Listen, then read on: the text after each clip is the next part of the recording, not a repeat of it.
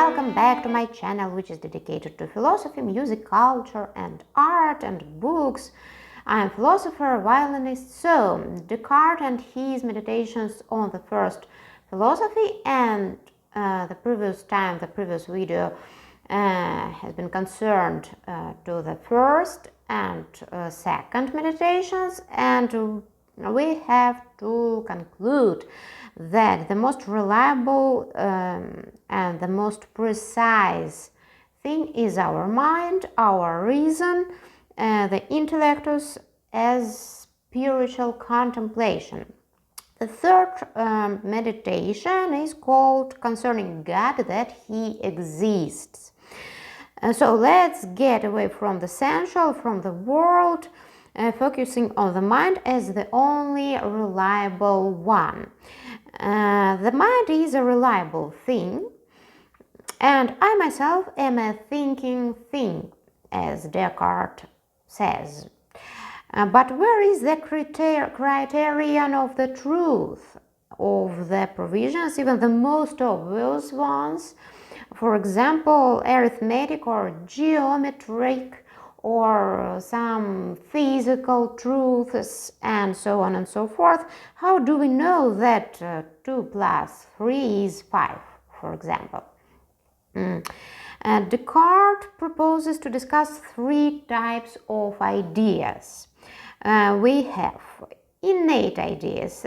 They are ideas, and they have always been within us. We were born with these ideas.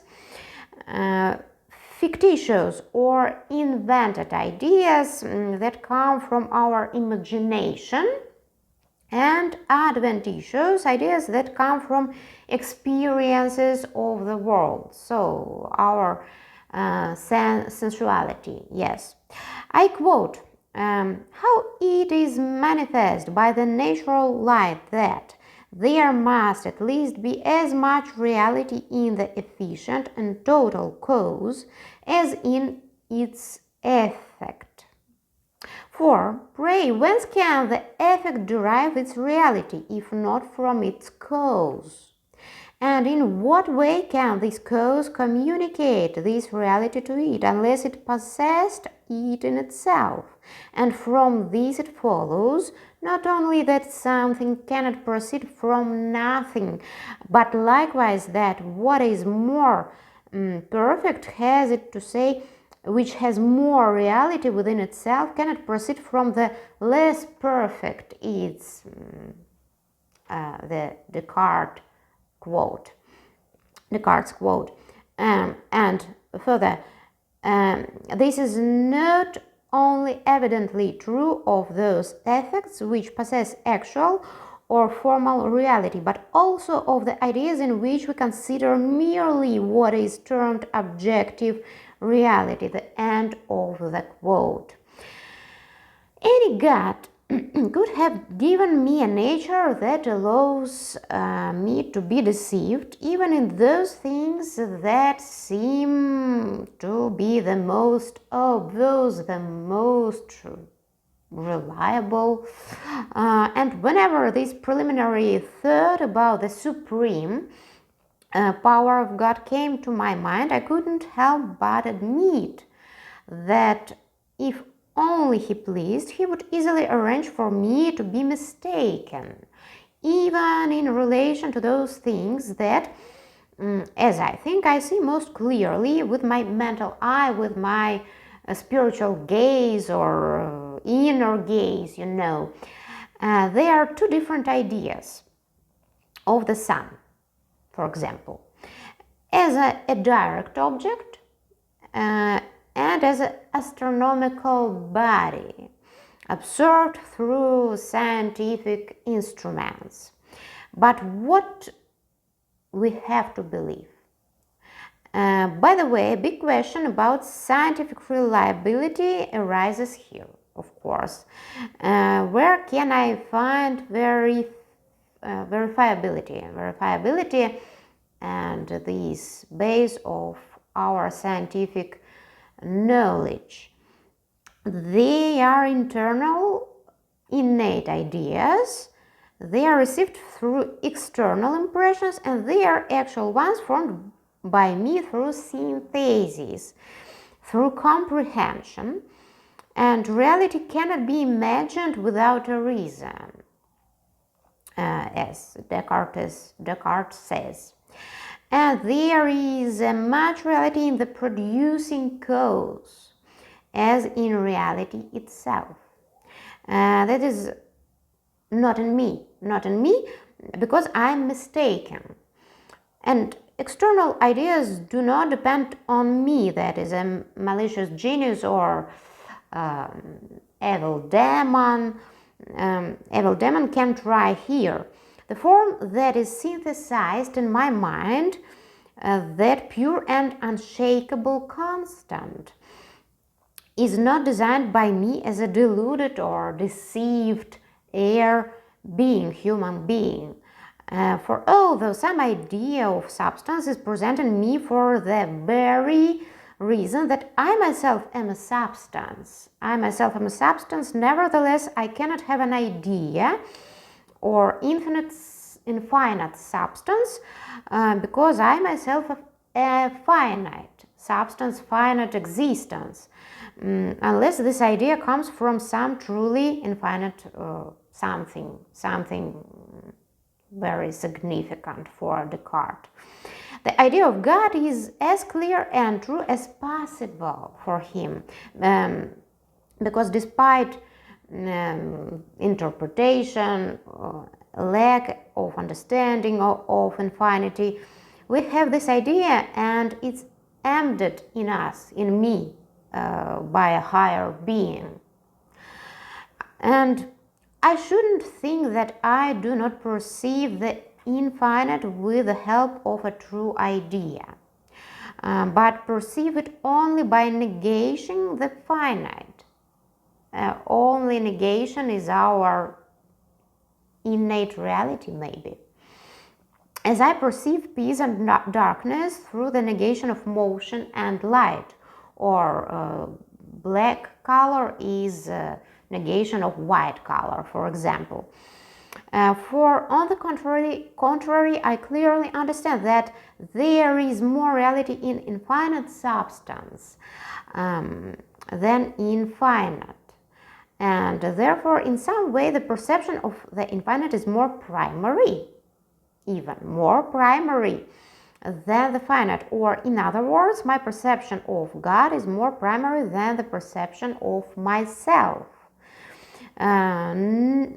Quote, nor must I imagine that, since the reality that I consider in these ideas is only objective, it's not essential that this reality should be formally in the causes of my ideas, but that it is sufficient that it should be found objectively. For just as this mode of objective existence pertains to ideas by their proper nature, so does the mode of formal existence pertain the causes of those ideas. This is at least true of the first and principle, by the nature peculiar to them. Moreover, how could I exist myself in this supreme being doesn't exist? If I were descended from myself, if I were such a self-sufficient being, as he writes, then I would hardly desire strive from knowledge. For what should I strive for this knowledge? There is no less inherent in the consequence than in the cause. That is in me as in a thinking thing striving to know by the natural light of reason. The idea of God cannot arise without a reason. It's objectively true for Descartes. And the fourth meditation concerning truth and false. But what is the purpose of God? And why man is wrong? So man learns the idea of God as the most authentic, and it's in him that all the treasures of the sciences and arts are hidden in this divinity, in this existence of God.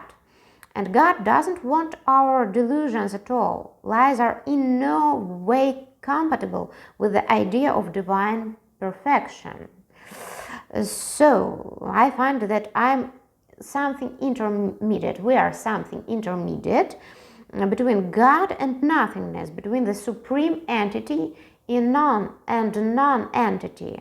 Insofar as I am the creation of the supreme entity, there is nothing in me to account for my being deceived or led into error, but inasmuch as I somehow participate in nothing or non-entity, that is, insofar as I am distinct from the supreme entity, distinct, separate itself, and lack many things, of course. It's not surprising that I go wrong. I thus understand that in itself error is a lack. It's just lack of knowledge, rather than a real thing dependent on God.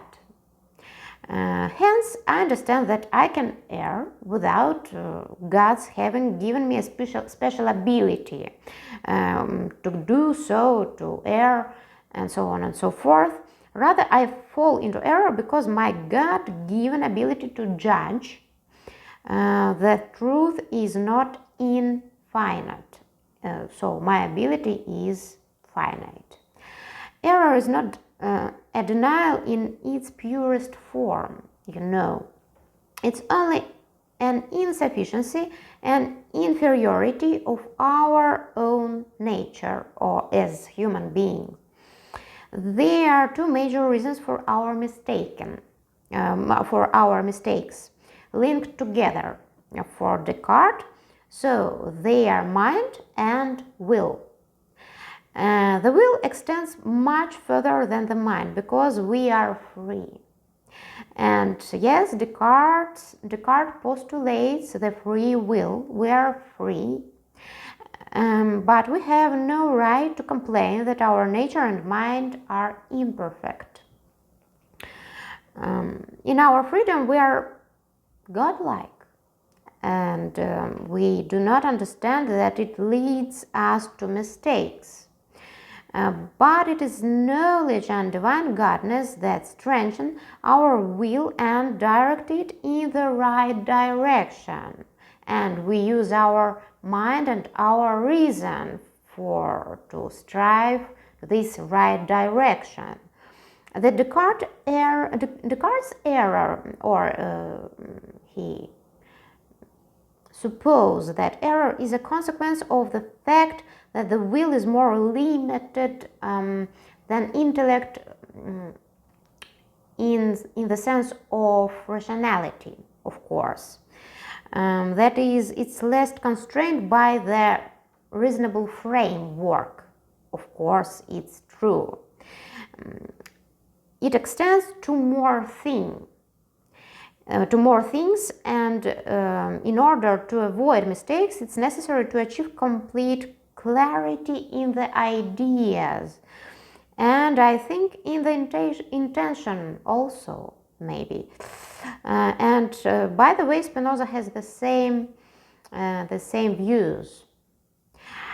For example, from literature and from music, by the way, Don Giovanni by Mozart and by Tirso de Molina and by Molière, the will of Don Giovanni was absolutely unrestrained by anything. But although he was a very smart person.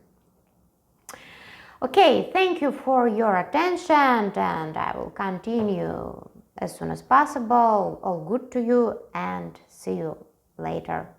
Good day.